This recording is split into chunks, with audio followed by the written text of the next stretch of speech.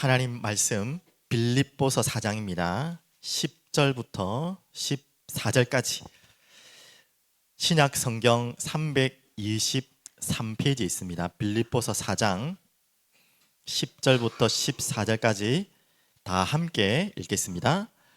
내가 주 안에서 크게 기뻐함은 너희가 나를 생각하던 것이 이제 다시 싹이 남이니 너희가 또한 이를 위하여 생각을 하였으나 기회가 없었느니라. 내가 궁핍함으로 말하는 것이 아니니라.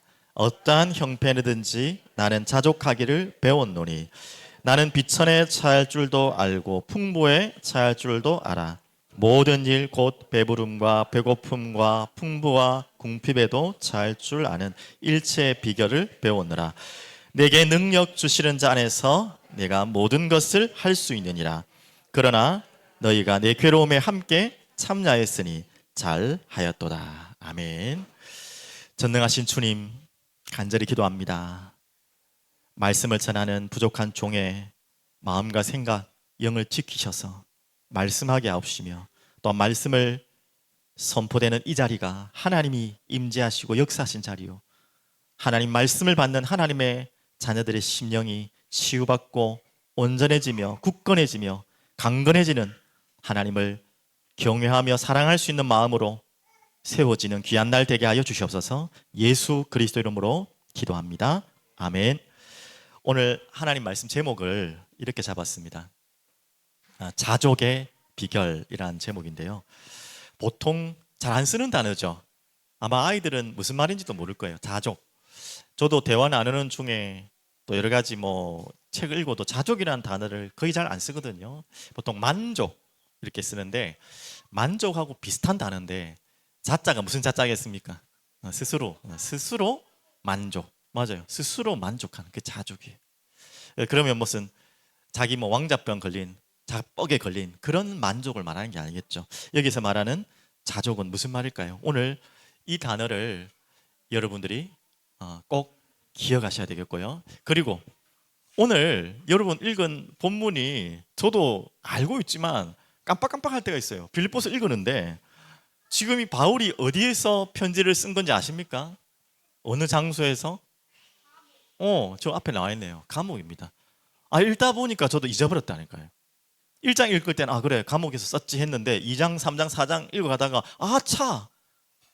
바울이 감옥에 썼지, 이제야 느껴질 만큼. 그 말은 뭡니까? 제가 눈치도 없긴 하겠지만 그만큼 읽는 자들이 눈치를 못 챌 만큼, 감옥에서 편지를 쓰는데 이런 글이 나올 수 있을 만큼, 우리가 착각할 만큼, 잊어버릴 만큼, 그만큼 바울은요 감옥에 갇혀 있었지만 실제적으로 몸은 갇혀 있었지만 마음은 어떻게 해요? 안 갇혀 있었던 사람이에요. 정말 꾸미려고 하는 게 아니라, 안 갇힌 척하려는 게 아니라, 글을 읽다 보면 이 감옥에서 쓴 글이 아니에요 도대체.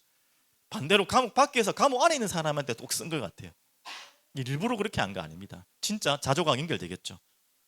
바울에게는 이 비밀이 있었다는 거죠, 감옥 안에서도.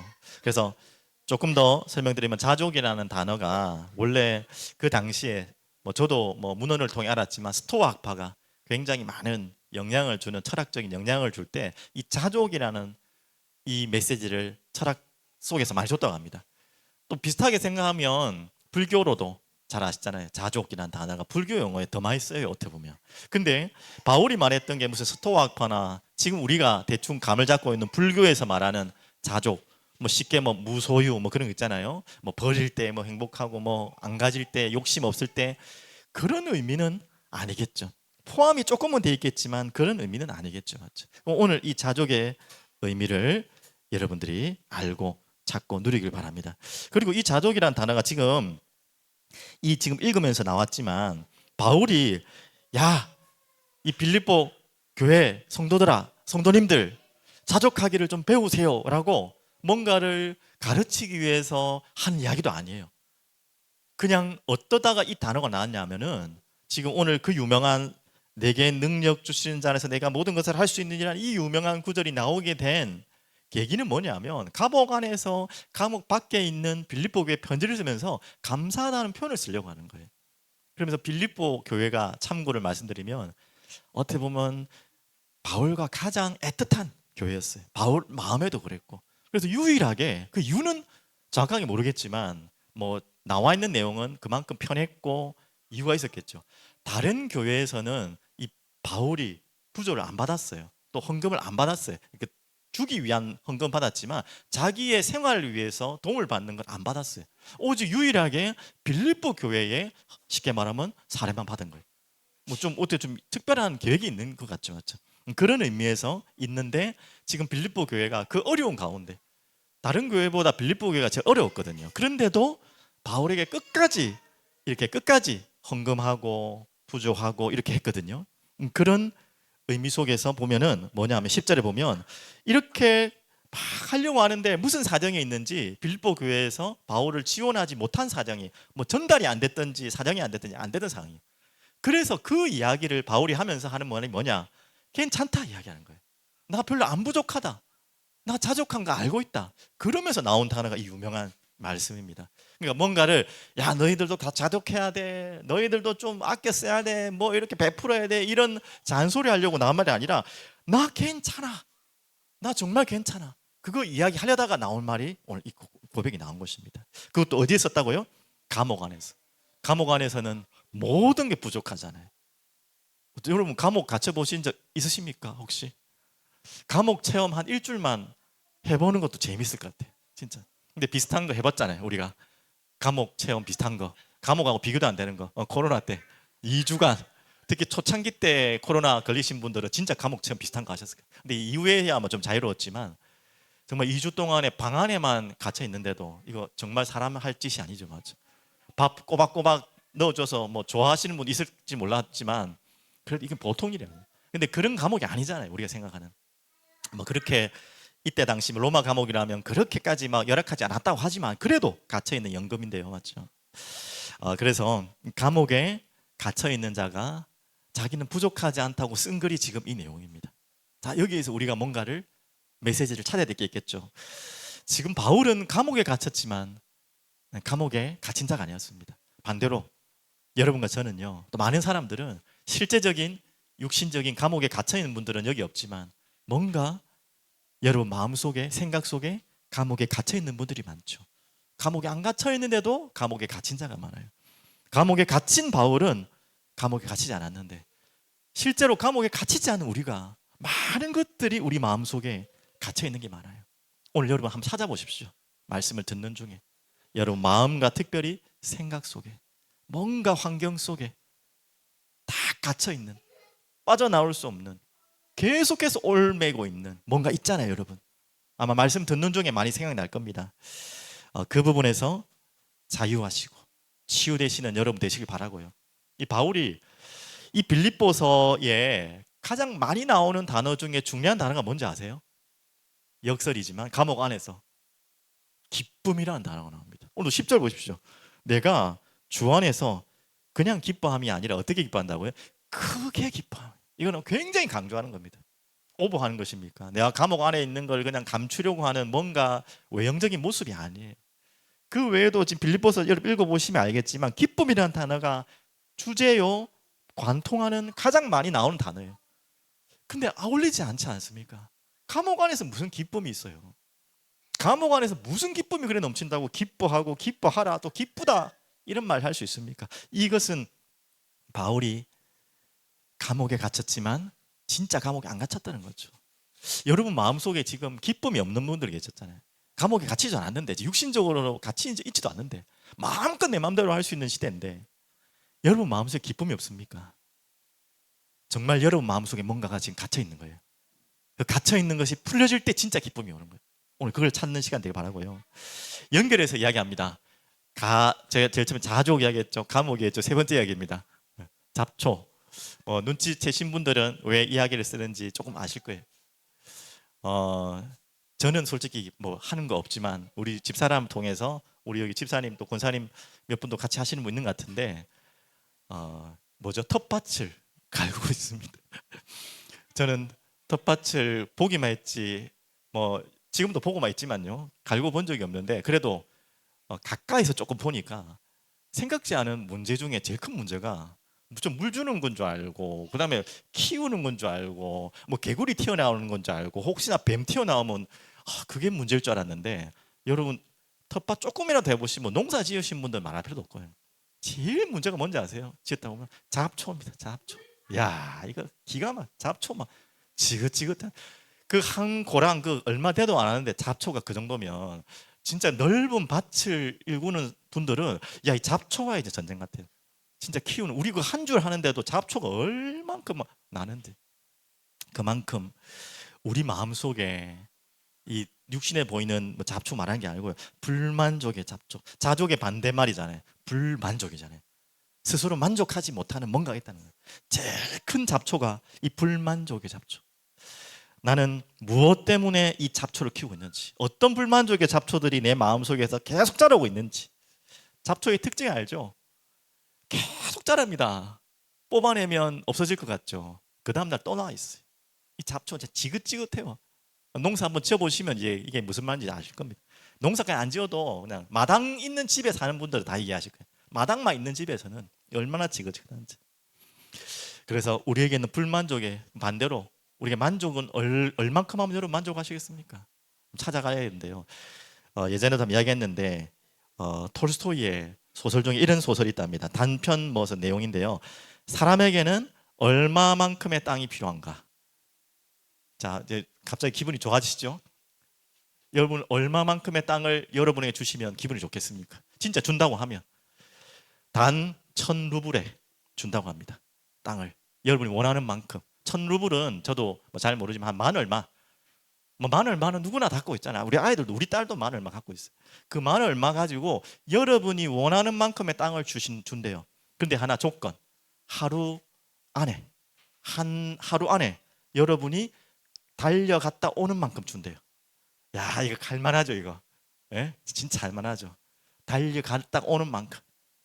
자, 그렇게 했는데 해 뜰 때부터 해질 때까지 걸어서 돌아온 땅을 다 주겠다.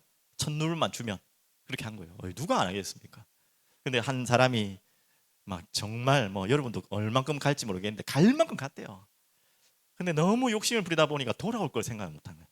가는 것만 생각이 돌아올 걸 생각. 돌아오려고 하니까 시간이 너무 지금 촉박한 거예요. 그게 어떻게 됩니까?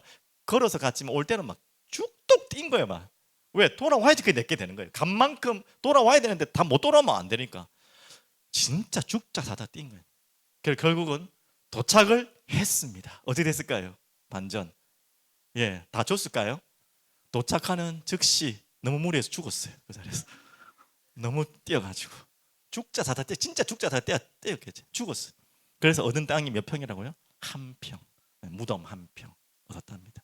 뭐 웃자고 하는 이야기 같고 톨스토이의 진짜 소설이지만 정말 우리에게 많은 내용을 시사하는 내용이죠. 아마 이 바보 같은 놈 하겠지만 그 바보 같은 놈 욕하는 그 자리에 여러분과 저의 자리가 있을 거예요. 맞죠? 우리는 그게 참 쉽지 않아요. 말은 쉽지만. 그러면 이 자족이라는 단어를 오늘 비결을 배웠다고 바울이 이야기했지 않습니까? 오늘 보십시오. 바울도 배웠대요. 이거를 갑자기 태어나자마자 깨달은 게 아니고 안 게 아니고 배웠답니다. 11절도 그렇고 11절에 일체의 비결을 배웠다. 그럼 배웠다는 말은 그 전제 조건이 뭐예요? 가르치는 자가 있다는 거죠. 가르치는 분이 없으면 어떻게 배웁니까? 누가 가르칠까요? 바울을 누가 가르쳤을까요? 그렇죠.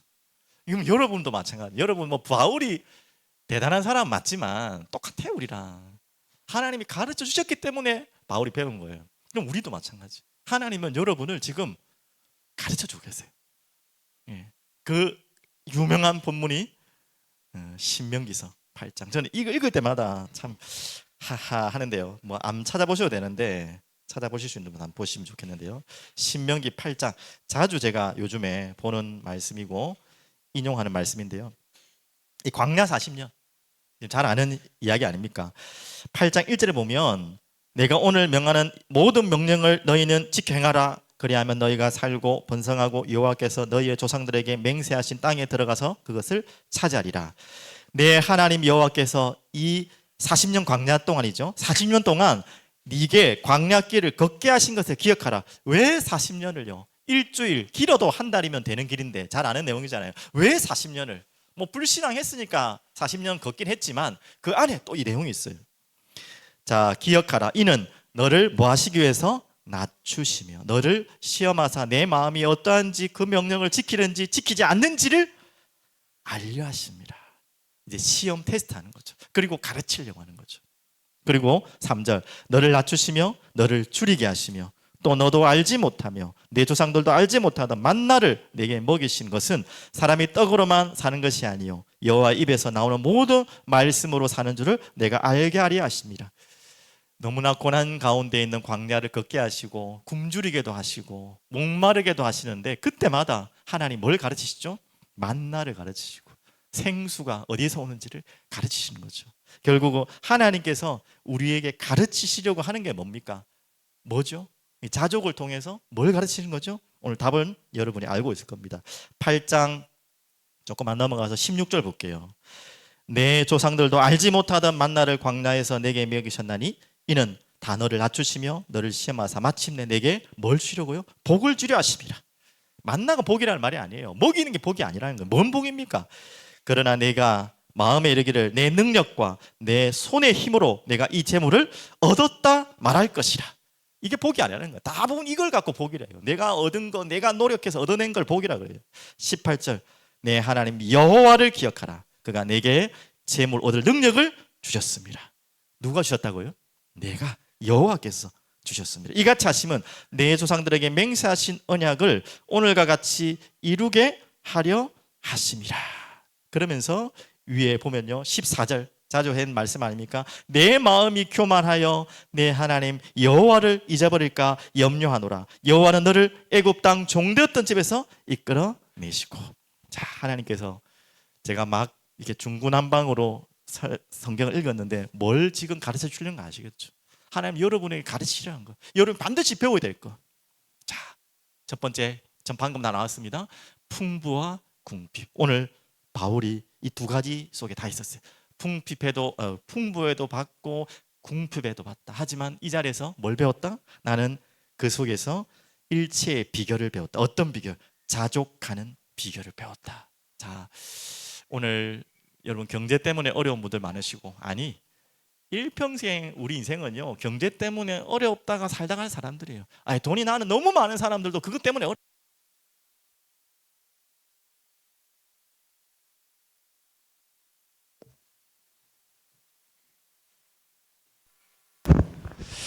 가난하면 가난해도 어렵고 부유하면 좋을 것 같은데 그 부유함 때문에 또 어렵고 참 말이 안 되는 이야기죠. 그래서 오늘 여러분 아마 잠언서에 이 말씀 있는지 모르시는 분도 있겠지만 굉장히 중요한 말씀이거든요.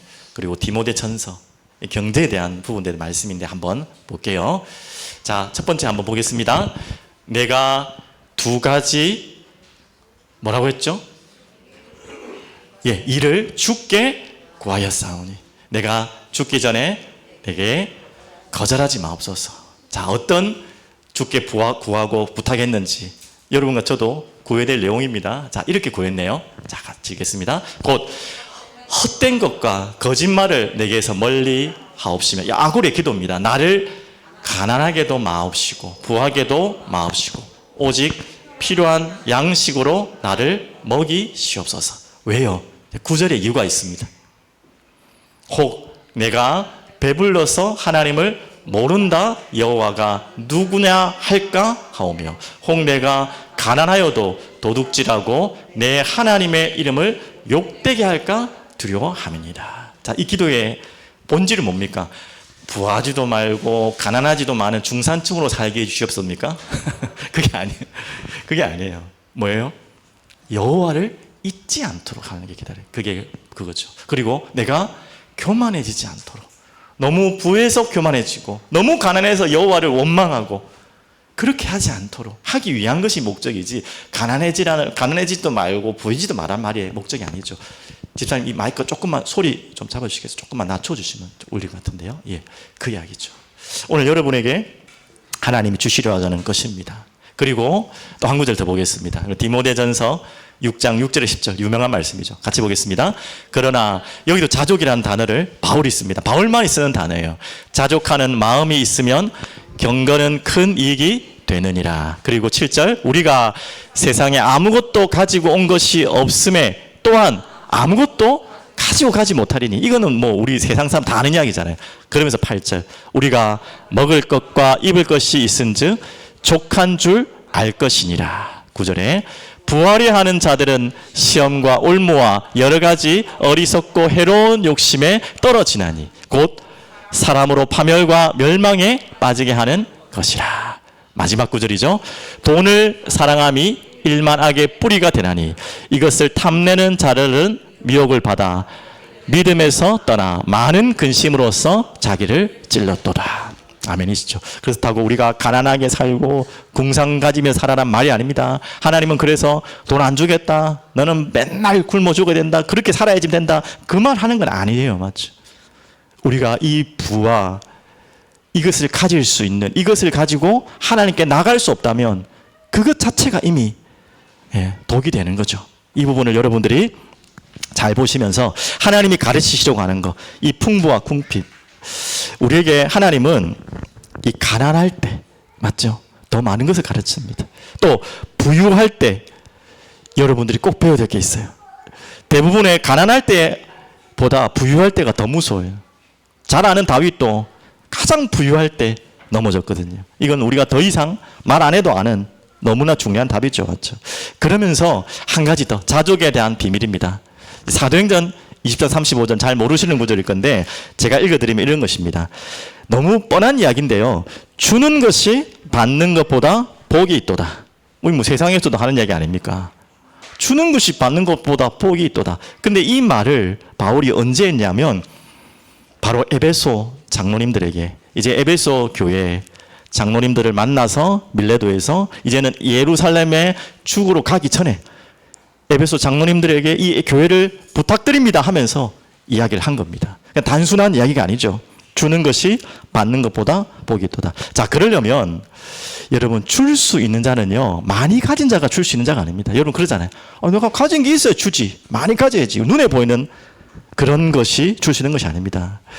자족하지 않는 인생은 결코 줄 수 없어요. 내가 아무리 가져도 내가 부족하다고 생각하는 사람은 줄 수가 없어요. 내가 작게 가졌지만 내가 만족한 사람은 누구든지 줄 수 있어요. 그거는 양의 말이 아니에요. 맞죠? 그래서 이런 말이 있죠. 행복한 사람이 행복을 주는 거지 행복이 행복한 사람을 만드는 것이 아닙니다. 뭐 어려운 이야기 같지만 여러분 아셔야 될 거죠. 그래서 여러분, 먼저 얻는 것이 먼저입니까? 비우는 것이 먼저입니까? 우리는 쥐는 것이 먼저라 생각하잖아요. 쥐려면 먼저 펴야 돼요. 맞죠? 펴야지 질 수가 있어요. 우리는 지고 있으려고 하는데 쥐려면 펴야 되는 거죠. 우리에게 만족이 없고 자족이 없으면 절대 줄 수 없어요. 그래서 이 의미를 영적으로 좀 더 해석하면 바로 예수 그리스도. 예수 그리스도는 얼만큼 우리에게 주셨습니까? 자신은 모든 것을 가지신 분이고 창조주이신데 자신의 모든 것을 다 드셨어요. 그러면서 무엇을 사셨죠? 자신에게 모든 걸 드리면서 사신 게 있어요. 얻은 게 있어요. 자신이 뭐 만왕의 왕 대신 이름을 얻기도 했지만 그건 말고 그분이 주시면서 그분이 모든 것을 쏟으시면서 얻으신 것이 피로 값주고 사신 교회를 얻은 것입니다. 여러분, 정말 이게 예수님의 가르침입니다. 교회도 또 그런 것이고요, 우리의 믿음도 신앙도 바로 이런 것입니다. 그래서 주는 것보다 주는 것이 받는 것보다 복되다. 자족하는 인생, 여러분의 그 축복을 누리는 시간 되기를 간절히 기도드립니다. 그래서 두 번째는요, 이 모든 답에 대해서 나왔는데요. 자, 여러분, 이제 그 유명한 구절입니다. 4장 13절 한번 같이 한번 읽어볼까요? 내게 능력 주시는 자 안에서 내가 모든 것을 할 수 있느니라. 자, 이 자족의 비결을 배운 자의 고백입니다. 그럼 이 모든 방금 말했던 스스로 만족할 수 있는 주는 것이 더 행복하고 줄 때에 더 넘쳐오는 뭔가를 체험하려면 이 답이 먼저 있어야겠죠. 내게 능력 주시는 자 안에서, 방금 말했던 것처럼. 그래서 가장 우리가 잘 아는 성경 구절 한 구절만, 한 구절이라 굉장히 부족하죠. 한 장을 한번 보겠습니다. 시편 23편. 뭐 너무 유명한 바울의 시입니다. 시편 23편. 오늘 이 바울의 고백과 동일한 고백 같아요. 이 바울만의 고백이 아니라 모든 믿음의 사람들의 고백이 바로 이건 같아요. 자족의 비밀을 알고 있던 자였어요. 한번 다윗의 고백입니다. 이 다윗 고백도 아시잖아요. 지금 이 고백이 왕이 되어서 한 고백 아닌가 아시죠? 가장 어려운 가운데 바울은 감옥이었지만 다윗은 도망자의 신생 가운데서 썼던 시입니다. 여호와는 나의 목자시니, 이 말이죠. 내게 부족함이 없으리로다. 이게 자족이죠. 그가 이유가 2절에 나오죠. 나를 푸른 풀밭에 누이시며 실만한 물가로 인도하시도다. 아, 그래서 그랬군요. 여기까지 다 인정하시죠. 근데 3절부터 쭉쭉쭉 반문이 나올 겁니다. 내 영혼을 소생시키시고 자기 이름을 위하여 의의 길로 인도하시도다. 아, 4절부터네요. 자, 여기까지는 아멘인데, 자, 그런데 4절. 내가 사망의 음침한 골짜기로 다닐지라도 해를 두려워하지 않을 것은. 근데 진짜 다윗은 이 길을 걸었거든요. 이걸 가정한 게 아닙니다. 가정해서 이렇게 하더라도 나는 괜찮습니다가 아니라 진짜 이 길에서 한 고백입니다. 주께서 나와 함께 하심이라. 주의 지팡이와 막대기가 나를 안위하시나이다. 자, 이때 여러분 아까 말했던 마음속에 불만족이 있는 분들은 이런 고백을 해야 되잖아요. 뭐라고 합니까? 아니, 처음부터 그냥 사망의 음침한 골짜기를 안 다니게 하시면 되지. 왜 사망의 음침한 골짜기로 다니게 하십니까? 이렇게 질문할 만하잖아요. 맞죠?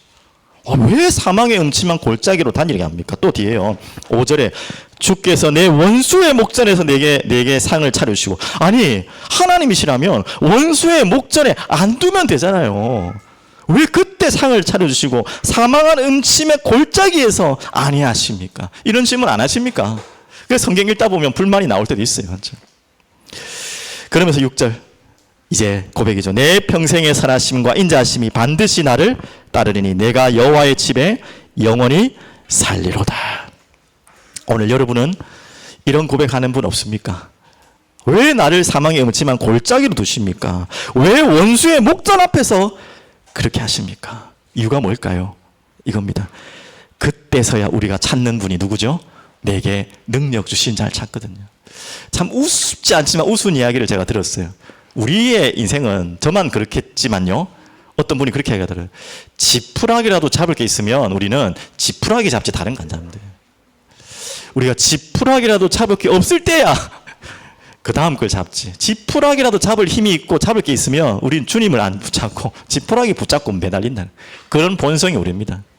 오늘 우리에게 정말 이런 이해할 수 없는 환경과 이 지금 원수의 목전에 음침한 골짜기로 두신 이유가 뭐죠? 오늘 6절에 나온 것처럼 내 평생의 선하심과 인자하심이 반드시 나를 따르니 내 여호와의 집에 영원히 살리로다. 이거 정말 알게 하기 위해서, 그래서 정말 누구를 깨닫게 하기 위해서 골로새서 3장 11절 오직 그리스도는 만유이시오 만유 안에 계시니라. 만유라는 단어가 또 어려운데 모든 것이란 말이에요. all.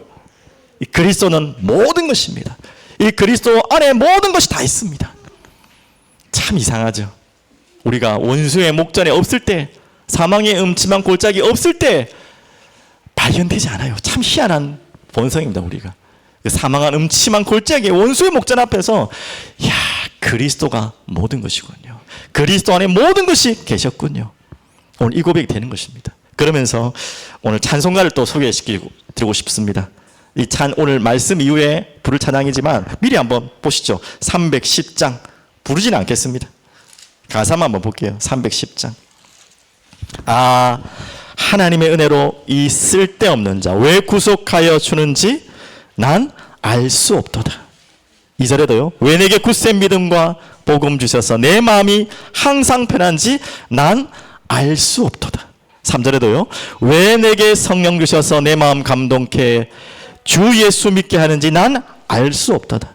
주 언제 강림하실지 혹 밤에 낮에 또 주님 만나 그것도 난 알 수 없도다. 참 우리는요, 알 수 없는 인생 가운데 살아가고 있습니다.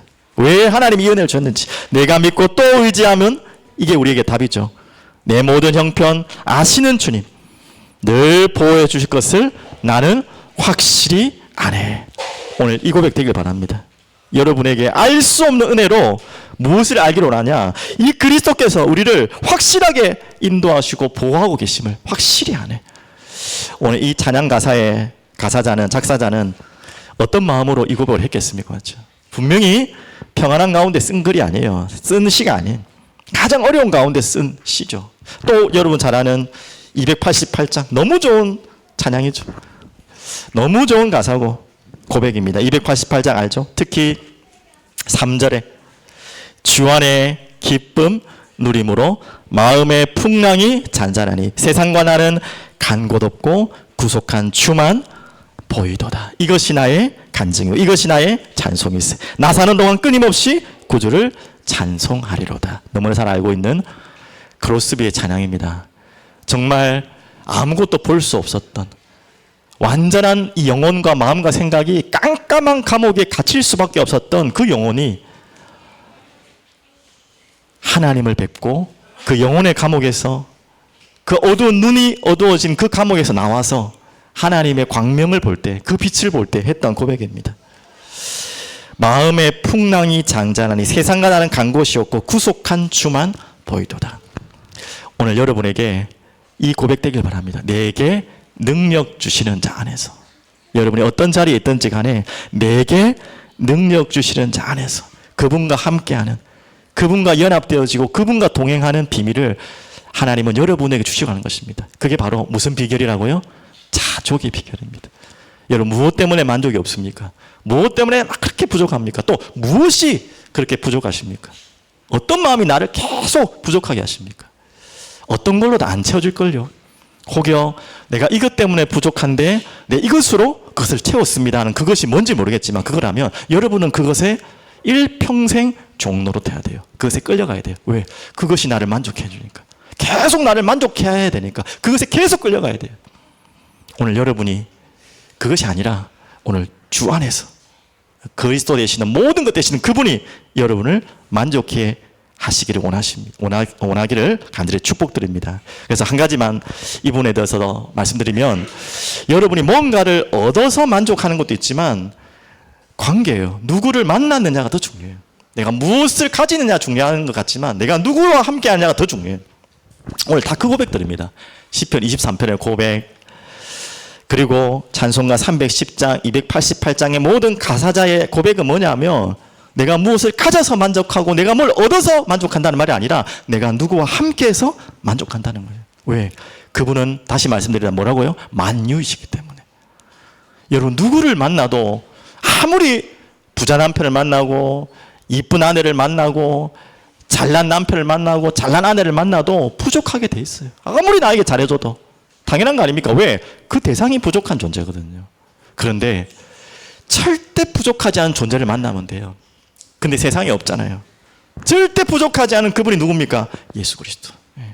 그분은 모든 것이기 때문에 여러분 그분과 관계가 맺어지고 그분 안에 있을 때 부족하지 않는 거지. 여러분 누구한테 가보십시오. 내가 저기에 가면 부족하지 않겠지, 내가 이렇게 하면 부족하지 않겠지, 이걸 얻으면 부족하지 않겠지, 누구를 만나면 누구를 하면 아니에요.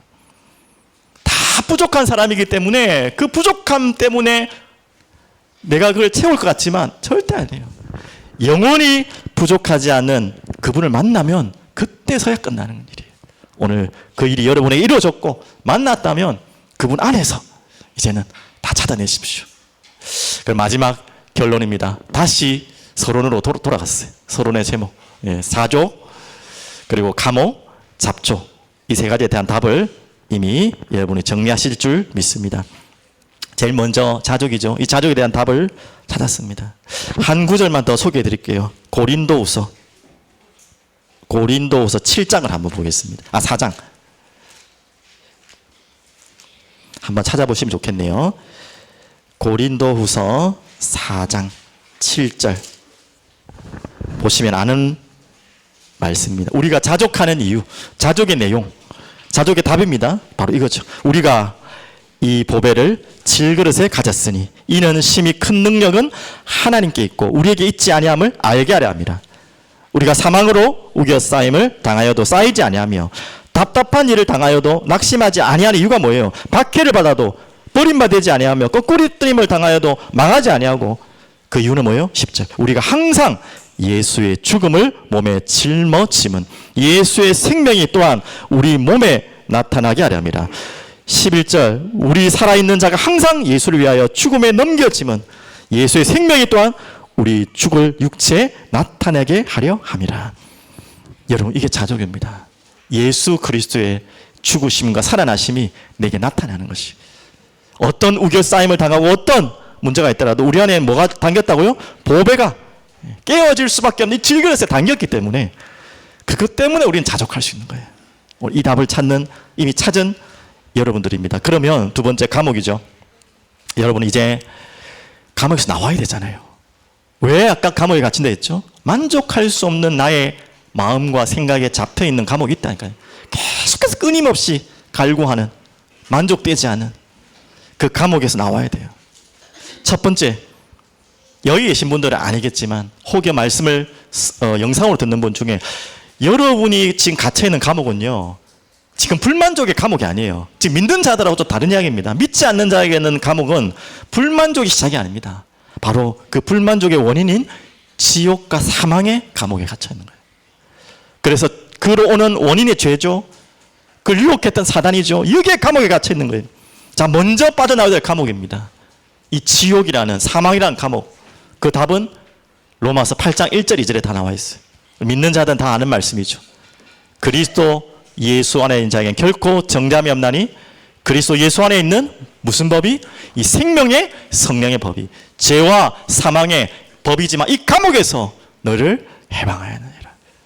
오늘 여러분들 믿지 않는, 예수를 모르는 자들의 감옥은요, 영원한 감옥이에요.